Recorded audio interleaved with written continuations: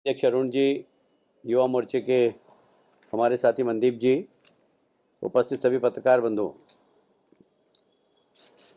आप सभी जानते हैं कि पिछले दिनों 5 राज्यों के चुनाव संपन्न हुए हैं। भारतीय जनता पार्टी ने पांचों ही राज्यों में अपनी धमाकेदार उपस्थिति दर्ज कराई है। 4 राज्यों में हमने सरकार बनाई है। एक राज्य पंजाब में हम पहली बार अपने बल पर चुनाव लड़े और हमारा वोट प्रतिशत बढ़ा है। यदि हम देश की भौगोलिक स्थिति देखें तो हम देखेंगे कि उत्तराखंड बिल्कुल पहाड़ों पर, उत्तराखंड में भी हमने रिकॉर्ड बनाया। उत्तराखंड में जब से उत्तराखंड बना है तब से किसी भी सरकार में फिर से शपथ नहीं ली, पर उत्तराखंड में हम फिर से 2/3 बहुमत से जीते। एक बिल्कुल पहाड़ में एक बहुत सुंदर सा प्रदेश जहां भारतीय जनता पार्टी ने एक बार फिर से सरकार बनाई है अपनी। वहां से चले हम तो हम उत्तर प्रदेश आते हैं, देश का सबसे बड़ा प्रदेश। वहां पर भी हमने रिकॉर्ड बनाया। 37 साल बाद कोई सरकार फिर से वापस आई है 2/3 बहुमत के साथ, और हमारा वोट परसेंट भी बढ़ा है। साधारणतः जब सरकार बन जाती है तो एंटी इनकम्बेंसी होती है। लोग कहते हैं सरकार की एंटी इनकम्बेंसी, हमारे यहाँ प्रो इनकम्बेंसी पार्टियां हैं। वहाँ बहुमत लाना बड़ी चुनौती होती है, पर वहाँ पर भी 15-20 साल बाद फिर से एक बार एक पार्टी बहुमत के रूप में आई, वो हमारी पार्टी भारतीय जनता पार्टी। पूर्ण बहुमत के साथ हम वहाँ पर जीते। हम यदि नॉर्थ ईस्ट में चले जाएं तो मणिपुर, वहाँ पर भी हमारी सरकार थी, हमारा वोट प्रतिशत बढ़ा और 2/3 बहुमत से हम वहाँ पर फिर जीते। तो ये भारतीय जनता पार्टी की एक बहुत बड़ी जीत है, और मैं ऐसा मानता हूं कि ये आने वाले लोकसभा चुनाव जो 2024 में होने वाले हैं उसका एक सेमीफाइनल था। और देश की जनता ने बहुत तय कर दिया कि देश किस दिशा में जाएगा, देश किसके नेतृत्व में काम करेगा। इधर चुनाव हो रहे थे, सारा देश का ध्यान चुनाव की तरफ था, और उधर रशिया और यूक्रेन में युद्ध हो गया। भारतीय वहां पर फंस गए 20,000 से ज्यादा। दुनिया के अंदर कोई किसी भी देश का ऐसा नेता नहीं है जो दोनों राष्ट्र नेताओं से बात करके युद्ध विराम की बात कर सके। हमें गर्व है कि हमारे देश के प्रधानमंत्री नरेंद्र मोदी जी ने दोनों राष्ट्र के अध्यक्षों से बात की। बात करने के बाद उनसे कहा कि आप एक कॉरिडोर बनाइए, उसमें से हमारे लोग निकल सकें। दोनों राष्ट्राध्यक्षों ने अपनी सेना को निर्देश दिए और हमारे 20,000 से ज़्यादा लोगों को वहाँ से निकालकर गंगा अभियान की तरह सुरक्षित अपने घर पर वापस लौटाने का काम हमारे यशस्वी देश के प्रधानमंत्री नरेंद्र मोदी जी के नेतृत्व में 4 मंत्रियों के माध्यम से हुआ। ये सरकार की साख है, ये देश की साख है दुनिया के अंदर। मैं नहीं समझता कि आज देश का, दुनिया का कोई भी नेता आज रशिया से बात कर सके, यूक्रेन से बात कर सके, पर हमारे देश के प्रधानमंत्री की वो लीडरशिप है जिन्होंने दोनों देश के राष्ट्राध्यक्षों से बात करके युद्ध विराम कराया जब तक एक एक भारतीय नहीं निकला, और सबको सुरक्षित निकाल कर लाया। आप सब जानते हैं कि कोरोना जैसी महामारी, उससे हमारी सरकार ने बड़ी ताकत से संघर्ष किया।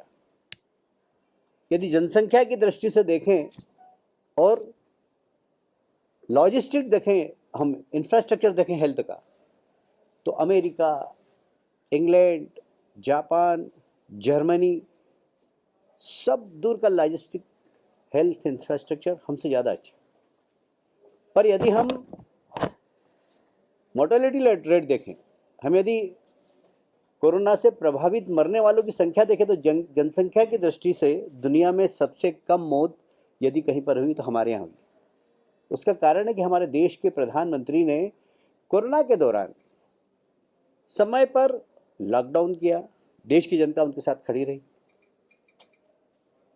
इधर लोगों को बचाने का काम किया, लोगों को मेडिसिन का काम किया, उधर साइंटिस्ट को चुनौती दी कि इंजेक्शन बनाइए,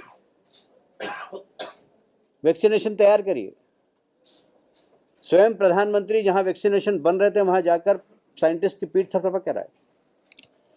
हमें कहते हुए बहुत गर्व है कि 130 करोड़ जनता वाले देश के अंदर वैक्सीनेशन बनाकर लोगों को लगाने का काम किया। इस देश में अलगाववाद की राजनीति करने वाले लोग, शिक्षा के क्षेत्र में हम हिजाब पहनेंगे, क्या ज़रूरत है?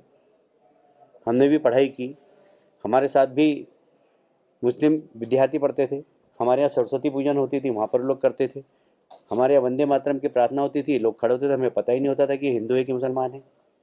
ये सामाजिक समरसता का ताना बाना था। पर इस देश के अंदर अलगाववादी ताकतें इस तेज़ी से बढ़ रही हैं कि कुछ न कुछ एक इशू निकालकर देश में अलगाववाद फैलाने की कोशिश करती। और जब भी चुनाव आएगा ऐसे समय पर बहुत ज़्यादा कोशिश करते। आज कर्नाटक हाईकोर्ट ने फैसला दिया और उन सब के मंसूबों को पानी पानी कर दिया। ये इस देश की सामाजिक समरसता की बहुत बड़ी जीत है और अलगाववादियों के गाल पर करारा तमाचा है। मैंने आपसे 4 राज्यों की बात कही, मैं पंजाब की भी बात करना चाहता हूँ। पंजाब में भारतीय जनता पार्टी पहली बार अपने बल पर चुनाव पर लड़ी और मुझे कहते हुए बहुत प्रसन्नता है कि विपरीत परिस्थितियों में हमारे कार्यकर्ताओं ने बड़े ताकत से चुनाव लड़ा और हमारा वोट शेयर वहाँ पर बढ़ा है। और जिस तरीके से प्रत्येक जिले में भारतीय जनता पार्टी पहुँच गई है, ये भारतीय जनता पार्टी का बीजारोपण हुआ है। आने वाले चुनाव में एक बड़ा वृक्ष वहाँ पर बनेगा और हम एक बड़ी सफलता वहाँ पर प्राप्त करेंगे। मुझे इस बात के लिए बहुत प्रसन्नता है कि उत्तर प्रदेश जैसा बड़ा राज्य, उसके बारे में कहते हैं कि अगर दिल्ली पहुंचना हो तो रास्ता लखनऊ होके जाता है। इस चुनाव में आने वाले दिल्ली के चुनाव की कौन दिल्ली में आगे राज करेगा, इसका भी फैसला इस 4 राज्यों के चुनाव से हो गया है। आज हम देश की आज़ादी का अमृत महोत्सव मना रहे हैं, 75 वर्ष पूरे होने आ गए और इसमें जिस तेज़ी से विकास हो रहा है, दुनिया के अंदर हमारी साख बढ़ रही है, लोगों का आत्मविश्वास बढ़ रहा है, आत्मनिर्भर भारत के सपने को साकार करने की कोशिश की जा रही है प्रधानमंत्री जी के नेतृत्व में। ये सब हमारे जो कार्यक्रम है, चाहे गरीब की गरीबी हटाओ, चाहे नौजवान को एक आत्मविश्वास पैदा करें कि हमारे देश का उत्पादन हम सिर्फ नौकरी नहीं दें, नौकरी देने वाले भी बने।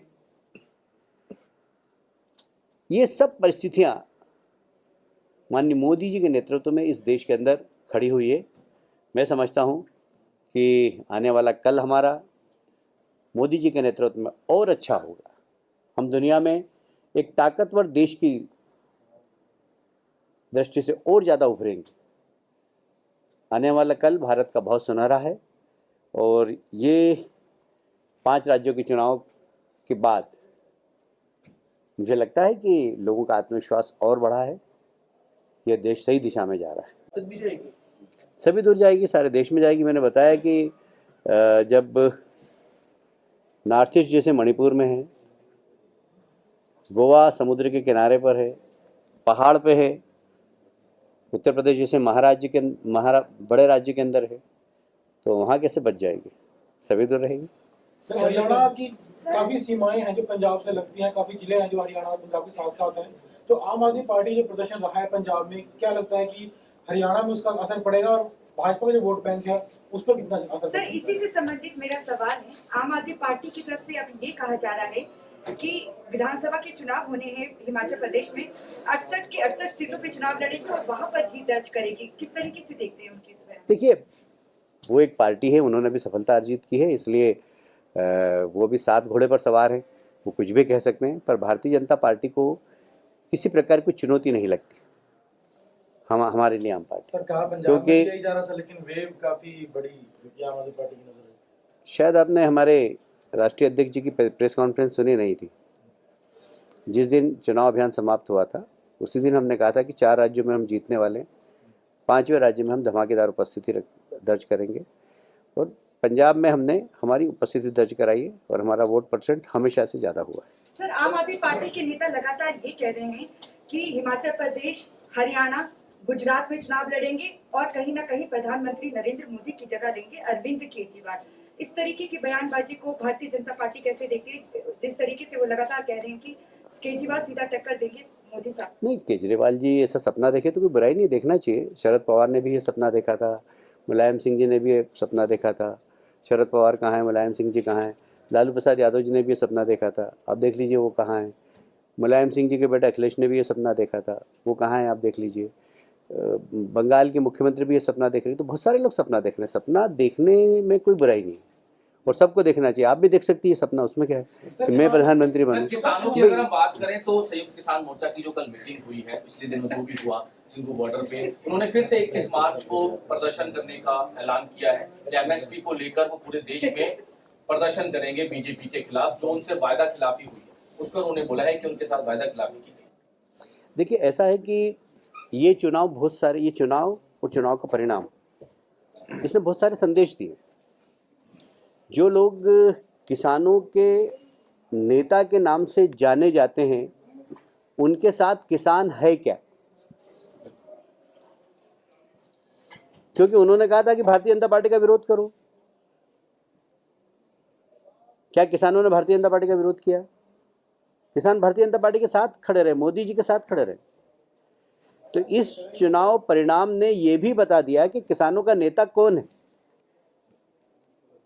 सब देश के जहां चुनाव है, सब किसानों ने, यहां तक कि जो किसान नेता हैं उनकी विधानसभा क्षेत्र में भी भारतीय जनता पार्टी जीती, जिन्होंने कि भारतीय जनता पार्टी का विरोध किया था। देखिए, पंजाब में जो हमारी स्थिति थी वो बहुत विपरीत थी। उस विपरीत परिस्थिति में हमारा कार्यकर्ता खड़ा रहा। लोगों ने वहाँ पर सभा नहीं करने दी, उसके बाद भी हमारा कार्यकर्ता खड़ा रहा, झुका नहीं, टूटा नहीं। विपरीत परिस्थिति में अपनी ज़मीन को बचा के रखना वही बहुत मुश्किल हो जाता है, पर ज़मीन ही नहीं बचाई, वोट परसेंटेज भी बढ़ाया। और इसलिए मैं आपको धमाकेदार उपस्थिति इसलिए कह रहा हूँ कि वहाँ पर काम करना बहुत मुश्किल था। क्योंकि मैं इस बात को दोहराना नहीं चाहता जो कुमार विश्वास ने बात कही थी, पर पंजाब एक सीमावर्ती प्रदेश है।